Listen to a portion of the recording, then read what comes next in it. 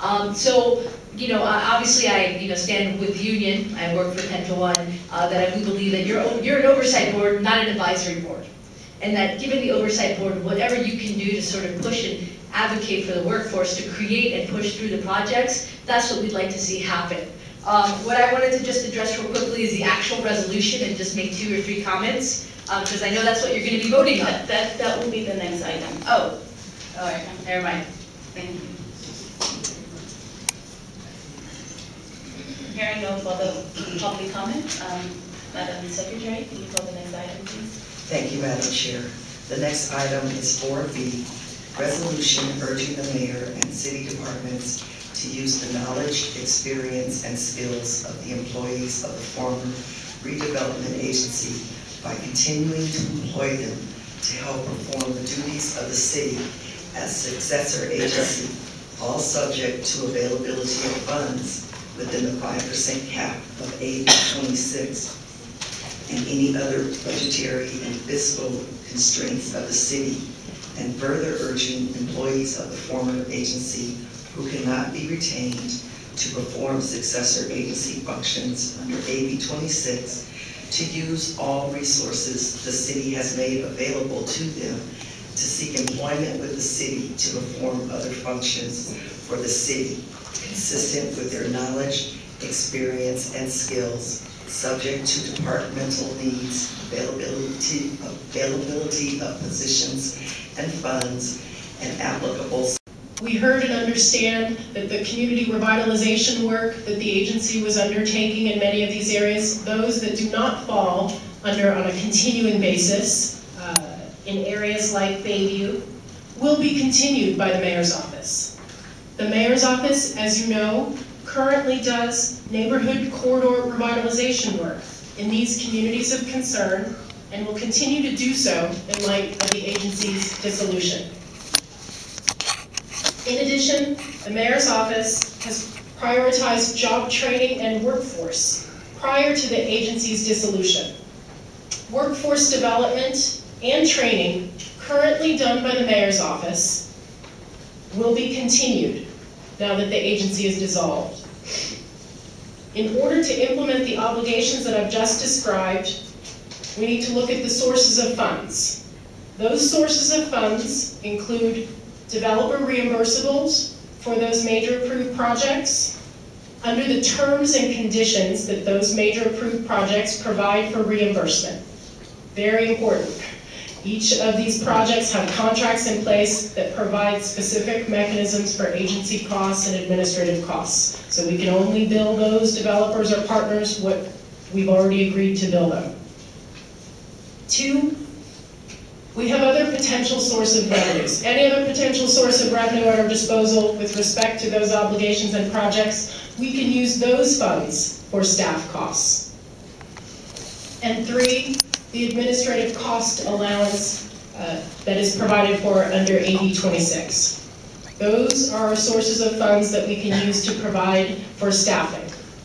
What the city is currently doing is drilling down on what those costs are, what those sources of funds are, verifying those sources, which again include that would provide for those major approved development projects, housing obligations, port assets, and other obligations. It's important that any staff program put forth has a source of funds to support that program. I think, as you know, collective bargaining agreements are previously scheduled for later this week on Thursday, March 15th. The work, the associated functions and positions, and the names of existing employees expected to do that work will be provided through that meeting. Thank you. That concludes my presentation. We're available for any questions. Board Member Sweet. Thank you, Chairperson. Chair, I'm sorry, through the chair. In the reading of the resolution, there was an omission that I think was really important. And maybe it's just my eyes, but the part where I continue to employ them in a separate organizational unit in the city administrator's office. That part was left out of the reading, so I'm hoping that is that an in or an out? It is in one speed. It isn't? Look, I was reading it from the agenda that everybody else saw, and I just wanted to make sure that if this part is there, that we're all saying it, that it's clear. And I also have one other question, and this is to Madam Director. The Thursday meeting where you'll be outlining the projects, where the mayor's office will be outlining. The city, through its DHR and negotiators, are at the bargaining table. This is collective bargaining consistent with, as Chairperson Sase described, the 27 other bargaining agreements. It is through the context of collective bargaining that information will be provided. So this will show where the bodies are following the work that's going to be continuing, and that's what they'll know on Thursday. Yes. So when you outline all these duties that we're going to be doing, the project manager, project management, contract compliance, staff support, all that's in there. So there will be no ambiguity, there will be nothing left off the table. Everything that could go with a project that's needed for a project will be talked about on Thursday. Yes, when I describe this integrated project management approach for the major approved projects, again, this is not bargaining, this is the subject of other discussions, but importantly, what are the functions? And we've had a number of informational sessions with staff. What are the functions that are provided for? Is it provided for elsewhere in the city? Consistent with the resolution before you, consistent with the board resolution passed, these functions can be provided for within an organizational unit within the city administrator's office. Okay, one more time on that one, because I'm trying to understand it.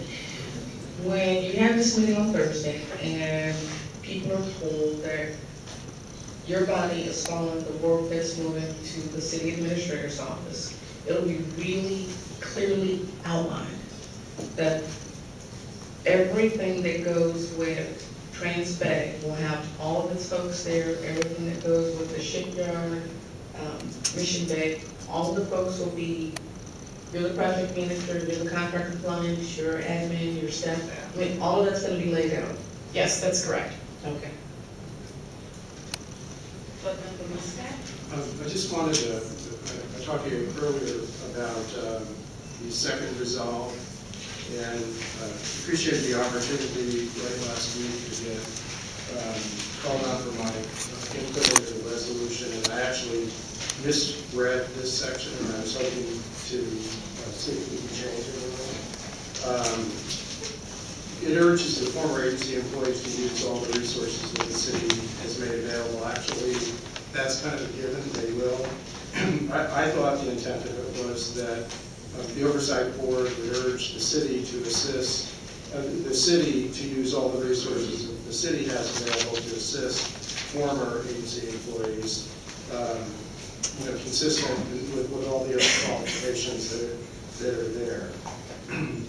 So I don't think we have to worry about former agency employees, using every available resource to find other city employment if there's employment out there. I think what the Oversight Board hopefully would want to do is urge the city to assist the employees. So is there a language change? All this does now is urge former employees to use all resources that the city has made available, whatever they might be, to seek employment with the city. What I'm suggesting is that we urge the city to use all resources that the city has available to assist the employees to find work. Whether this gets done or not will really have more to do with the city's willingness and capacity to help people find the right fit, the right place in the city workforce, more than the desire. You don't have to urge the former employees to do it. They're obviously going to be very interested in most cases to do it. I looked at first to see whether it could be amended so that both ideas were in there, but that got complicated. And I think there are discussions about joint efforts on both part, I think a part of the unions and your office to figure out ways to go before the Civil Service Commission and do the other things within the city structure that would facilitate this. Through the chair, can I ask the executive director if there are some conversations around this subject area going on? It is my understanding that there were informational sessions with staff, including union membership and representation, simply informational sessions on what is possible through the city's Civil Service Commission, any particular changes. Those were informational sessions, exploratory sessions to see what could be possible. In the end, what actually is possible and the package of things that are put together are subject of collective bargaining. So doesn't that seem reasonable that we just urge the city to use what's available to try and assist the former employees? So can we change the wording? Yeah, I don't know that, because I can, I think. That to the extent that the city has successor-agency cannot employ such former redevelopment employees, this oversight board urges the city to use all resources that the city has available to assist former agency employees to seek employment with city agencies to perform, and then the rest of it is the same. And so that's taking out the former agency employees using resources. Is that taking that out? Yes. It's actually urges the city to use all resources that the city has available to assist former agency employees to seek employment with city agencies to perform other functions for the city, consistent with their knowledge, experience, and skills, subject to departmental needs, availability of positions and funds, and applicable civil service requirements. If I could talk just generally, what's missing obviously from this is the 30 days or pushing back to the end of the fiscal year. Other than that, we're making a recommendation that it be kept as one entity, whoever stays, be kept as one entity under the city administrator's office. So I think some of what we were hoping to do, as we discussed in the last meeting, is definitely contained in the resolution, but clearly that's the part that's missing. I mean, for me personally, I think it's encouraging. I don't know how much of what the executive director just reported is new for the agency employees themselves. For me, some of it is certainly new. I don't know how people feel about waiting from now until Thursday to hear who's going to stay and who is not going to stay, and whether this will relieve. It will obviously settle part of the problem. But on Thursday, just to think this through for a second, how much time will anybody finding out for the first time that they're on the no longer kept list? How many days do they have before that actually takes effect? 11 days. 11 days. So that's when you're really going to know whether or not, you know, the commission feels that's reasonable. And, not only reasonable from a personal individual point of view, but reasonable from a transitional point of view. You have 11 days, probably some of those at similar weekdays, but at the most 11 working days to get your work in order to transition to somebody else. I think that's the part that is missing here. I know the mayor's office.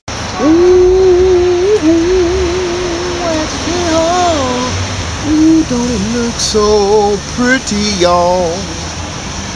What I'm telling y'all. At City Hall, yeah, it's so silly, but it looks so pretty.